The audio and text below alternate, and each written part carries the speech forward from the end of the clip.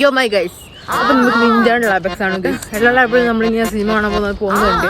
ഇന്ന് നമ്മൾ ഇതും പിടിച്ചാണ് പോകുന്നത്. എന്തൊക്കെ ചെയ്യാൻ പോയിട്ട് ഇപ്പൊ യൂട്യൂബിലും കണ്ടിട്ട് 2-3 മനസ്സൊക്കെ ഉണ്ട്. പക്ഷെ പോയി കുത്താൻ പോലും എനിക്കറിയില്ല.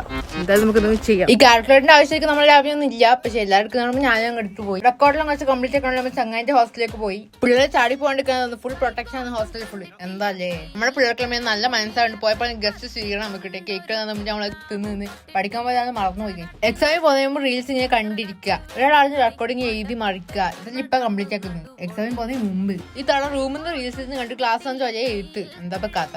ഈ ചെക്കനിക്ക് എക്സാം ആയിട്ട് ഡിപ്രഷൻ ആണ്. ഒരു മൂലൊക്കെ പോയി ഇരിക്കുന്നുണ്ട്. പഠിച്ചു വെച്ച് ചെങ്ങായി കടന്നു പോയി. എക്സാമിൽ കയറുന്നതിന് മുമ്പ് നമുക്ക് എള്ളിങ് പറയുന്ന ചെങ്ങന്മാരുണ്ടാവേ, അങ്ങനത്തെ കുറച്ച് ചെങ്ങന്മാരാണ് ഈ കാണുന്നത്. ഇന്നത്തെ എക്സാം ഹൈർ ആവും തോന്നുന്നുണ്ട്. നല്ല കാലാവസ്ഥ.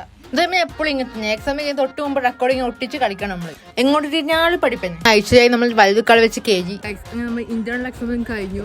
Successfully mission complete. എക്സാം കഴിഞ്ഞ് നോക്കുമ്പോൾ ഗൈസ് ക്ലാസ്സിൽ പുതിയ ബ്ലോഗർ സ്പോട്ട് ആയിട്ടുണ്ട്. എക്സാം കഴിഞ്ഞാൽ പൊതുവെ പെണ്ണ് ബ്ലോഗ് എടുത്ത് നടക്കാണ്. നമുക്ക് അടുത്ത എക്സാമിൽ പഠിക്കാം. അപ്പൊ